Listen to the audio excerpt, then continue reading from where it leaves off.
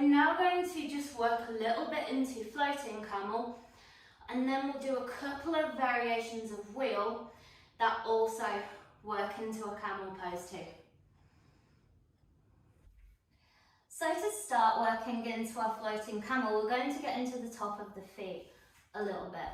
So I'm going to bring myself into a kneeling position and take the hands behind me. From this position, I want to think of lifting my right knee up, pressing the top of the foot down, lower and release, and then lift the left knee up, pressing the top of the foot down, lower and release. Just do this a few times, and if you feel any pain in the knees at all, just stop. So we're just slowly checking in and seeing what feels good for us and our bodies first, and then bring it back. If this feels okay, you can take the hands onto the top of the knees.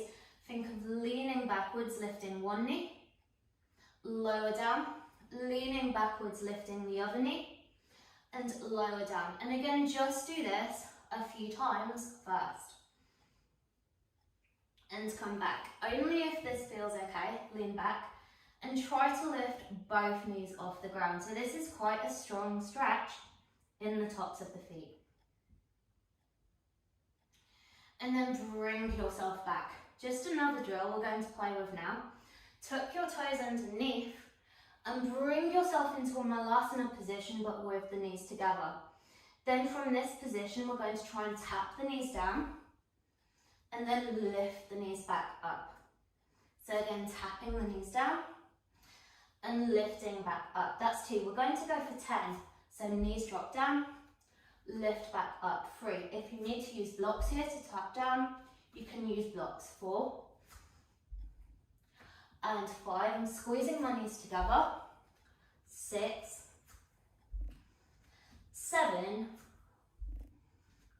8, 9, just one more, and 10. And then bring yourself to seated. So just one more stretch for the top of the feet, and then we'll try our floating camel. So this time I'm going to bring the tops of my feet down.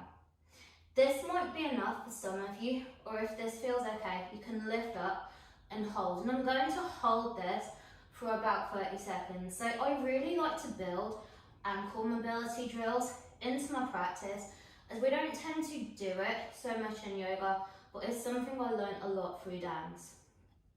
So we'll just hold it here for about another 10 seconds, feeling it through the tops of the shins, and then lower down.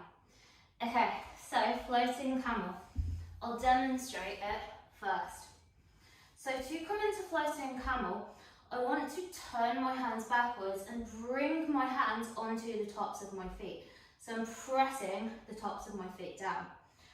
My knees are about hip distance apart. You can try it with the knees a little bit closer together, but don't go out too wide with the knees when you're doing this.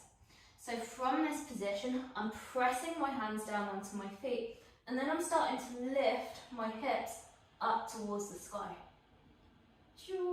I always feel like I'm levitating here, and then lower yourself back down. So you can feel it's a lot in the quads here. So again, it's why I added sissy squats in at the beginning, because it helps you to strengthen your quads, and you do need really strong quads to be able to do this pose. So we'll just try it again. So again, my hands are pointing backwards. I'm pressing my palms onto the tops of my feet, pressing through the tops of my feet, and lifting my hips up towards my sky, chin towards the chest. And if it feels okay, you can then drop the head back.